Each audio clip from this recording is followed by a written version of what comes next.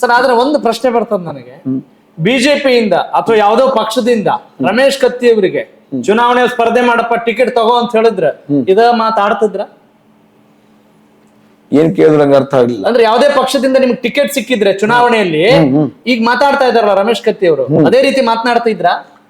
100ಕ್ಕೆ 110% ಜಗತ್ತಿಗೆ ಗೊತ್ತಿದೆ ರಮೇಶ್ ಕತ್ತಿ ಮಗ ಏನನ್ನೋದು. ನಾ ಮಾತಾಡೋ ಪ್ರಶ್ನೆ ದೂರ ಇಡ್ರಿ. ರಮೇಶ್ ಕತ್ತಿ ಏನನ್ನೋದು ಬಹುಶಃ ಉತ್ತರ ಕರ್ನಾಟಕದಲ್ಲಿ ಅಥವಾ ವಿಶೇಷವಾಗಿ ಬೆಳಗಾವಿ ಜಿಲ್ಲೆ, ಬಾಗಲಕೋಟೆ ಜಿಲ್ಲೆ, ಬಿಜಾಪುರ ಜಿಲ್ಲೆಯಲ್ಲಿ ರಮೇಶ್ ಕತ್ತಿ ಏನ್ ಅನ್ನೋದು ಗೊತ್ತಿದೆ. ಅದನ್ನ ಅವ್ರಿಗೇನು ಹೇಳ್ಕೊಳ್ಳಿಕ್ಕೆ ನಾ ಇಷ್ಟಪಡೋದಿಲ್ಲ. ರಾಜಕಾರಣದಲ್ಲಿ ಇದ್ರು ಇಷ್ಟೇ, ಇಲ್ಲದೆ ಹೋದ್ರು ಇಷ್ಟೇ. ಆದ್ರೂ ರಾಜಕಾರಣದ ಬಗ್ಗೆ ಬಹಳ ಮಾತಾಡಿದ್ರಿ ನೀವು. ರಾಜಕಾರಣದ ಮತ್ತೊಂದು ಮಜಲನ್ನ ಅಥವಾ ಒಂದು ಅಸಹ್ಯವನ್ನ ಹೇಳೋ ಪ್ರಯತ್ನ ಈ ಮೂಲಕ ಮಾಡ್ತಾ ಇದ್ದೀನಿ. ವಸ್ತುಸ್ಥಿತಿ ಇದೆ, ಇವತ್ತು ವಸ್ತುಸ್ಥಿತಿಯನ್ನ ಹೇಳ್ತಾ ಇದ್ದೀನಿ.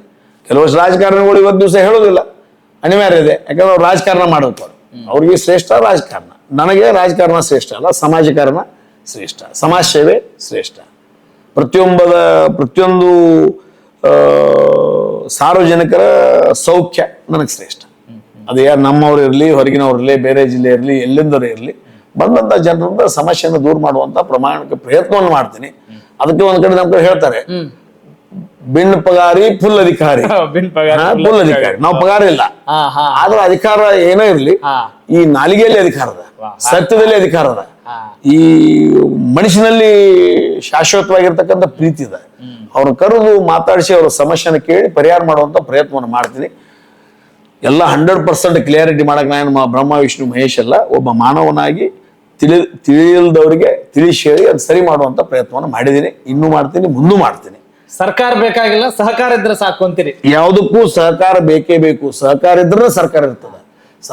ಸಹಕಾರ ಇಲ್ಲ ಅಂದ್ರೆ ಸರ್ಕಾರ ರಕ್ಷಕ್ಕಿಲ್ಲ. ಸಹಕಾರ ಅನ್ನೋದು ಮುಖ್ಯವಾಗಿರ್ತಕ್ಕಂಥ ವಸ್ತು.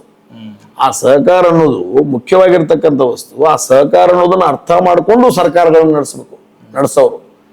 ಇವತ್ತು ದಿವಸ ಈಗ ಅನೇಕ ಸ್ಕೀಮ್ಗಳನ್ನ ಘೋಷಣೆ ಮಾಡಿದ್ದಾರೆ, ಜನರಿಗೆ ನನಗೊಂದು ಗ್ಯಾರಂಟಿ ಬಗ್ಗೆ ಹೇಳಕೊಂತೀರಿ? ಗ್ಯಾರಂಟಿ ಬಗ್ಗೆನೇ ಹೇಳ್ತಾ ಇದ್ದೀನಿ. ಹಿಂದೂ ಮಾಡಿದ್ರು ಇರ್ಬೋದು, ಹಿಂದಿನ ಸರ್ಕಾರಗಳು ಸಹಿತ ಮಾಡಿದ್ದಾರೆ. ಯಡಿಯೂರಪ್ಪ ಇವತ್ತು ಅನೇಕ ಸರ್ಕಾರಗಳು ಸಾಲ ಮನ್ನಾ ಮಾಡಿದ್ರು. ಇವ್ರು ಜನ ಚಪ್ಪಾಳೆ ಹೊಡಿತಾರೆ.